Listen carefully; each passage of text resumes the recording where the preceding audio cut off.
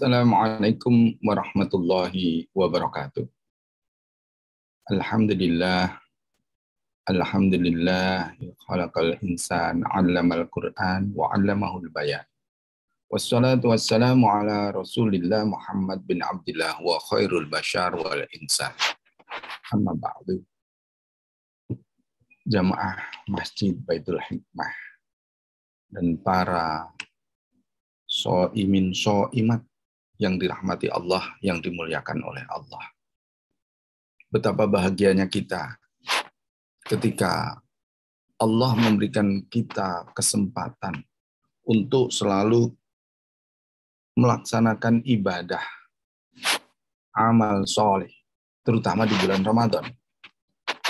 Dan kita semuanya tahu bahwa di bulan Ramadan inilah diturunkan Al-Quranul Karim.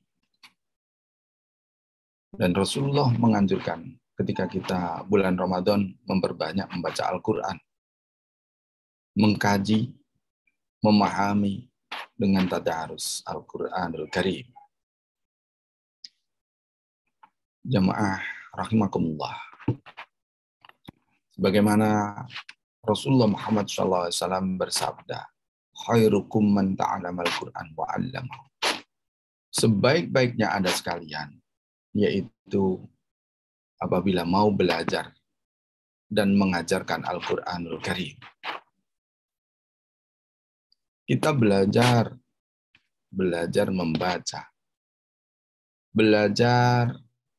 membaca sesuai dengan kaidah-kaidah tajwid. Belajar memperbaiki makharijul huruf. Belajar memahami dan belajar mengamalkan substansi makna yang ada di dalam Al-Quranul Karim. Begitu pula kita belajar mengajar. Paling tidak mengajar anak sendiri, mengajar cucu sendiri, mengajar saudara sendiri, atau tetangga. Nah, kesempatan inilah di bulan Ramadan. Dilipat gandakan belajar Al-Quran. Ketika kita belajar dengan susah payah, terpatah-patah, waduh, tertatih-tatih, membacanya susah, akan mendapatkan pahala dua. Pertama, pahala belajar. Yang kedua, pahala belajar yang dengan usaha.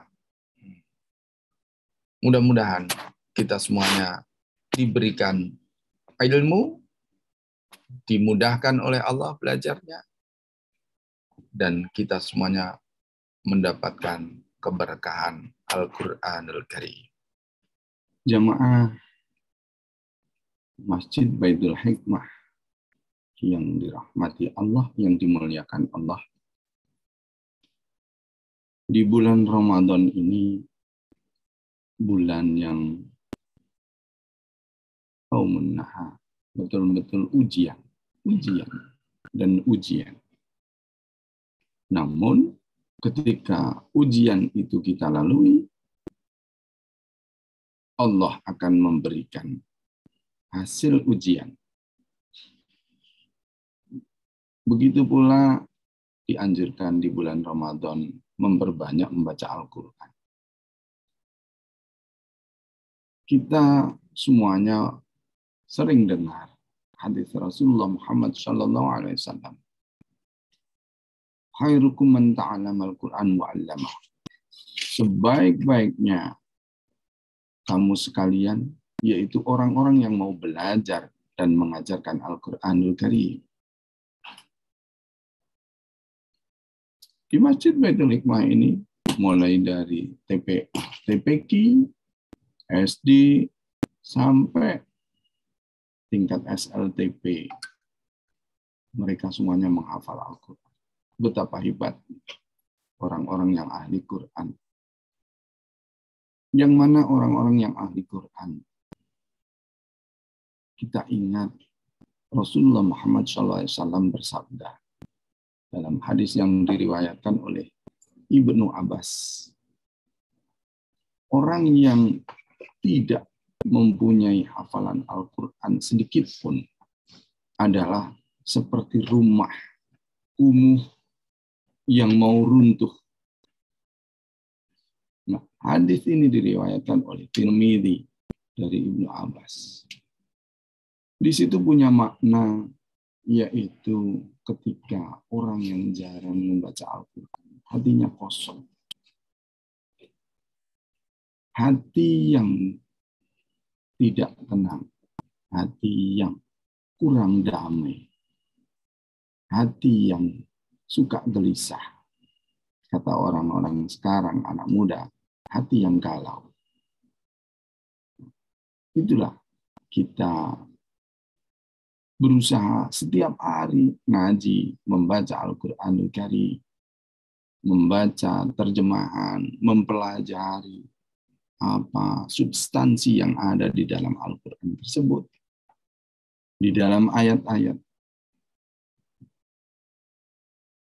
Begitu pula ketika kita sudah belajar Al-Quran, berusaha sedikit demi sedikit, kita save Al-Quran di dalam hadis kita. Kita hafalkan sedikit demi sedikit, walaupun satu ayat. Kita pelajari makna substansinya, kita save di dalam hadis kita, otak kita, agar ketika kita berjalan di atas bumi ini, selalu berpedoman, oh iya, dulu di dalam Al-Quran ada ayat yang seperti ini. Artinya begini dan begitu. Insya Allah. Ditingkatkan lagi, yaitu mengenai keutamaan orang-orang yang hafal Al-Quran. Akan selalu dijaga oleh Allah Subhanahu wa ta'ala. Begitu pula ada di dalam hadis Rasulullah Muhammad sallallahu alaihi wasallam dari Abu Hurairah radhiyallahu anhu. Ya. Al-Quran akan datang pada hari kiamat.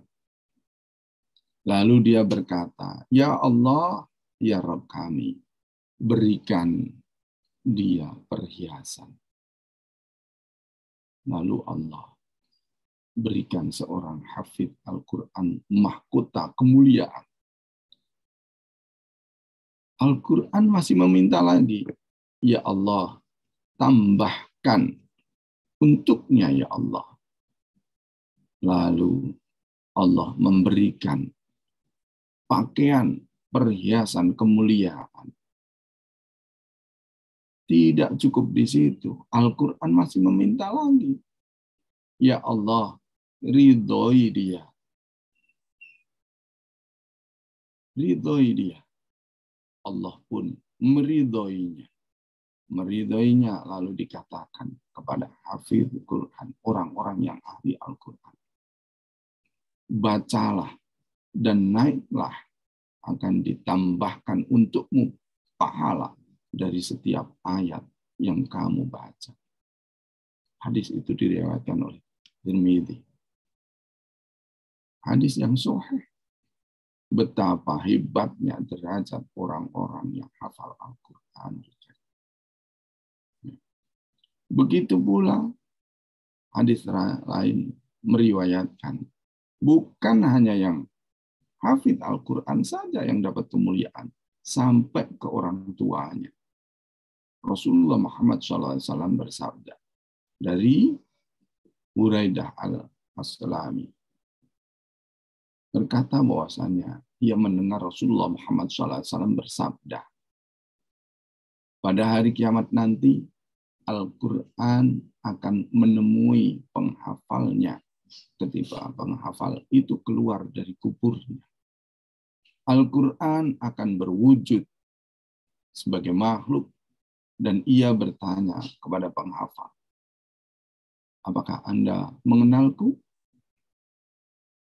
Akhirnya di situ seorang yang menghafal Al-Quran dijelaskan, oh iya, mengenal, bukan main. Dan disitulah seorang penghafal Al-Quran diberikan hak oleh Allah untuk mengajak, memberikan syafaat kepada kedua orang tua.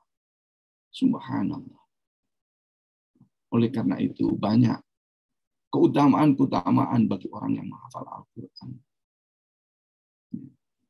Dan di dalam fikih banyak dijelaskan menghafal Al-Quran itu fardu, tapi bukan fardu ain, fardu kifayah.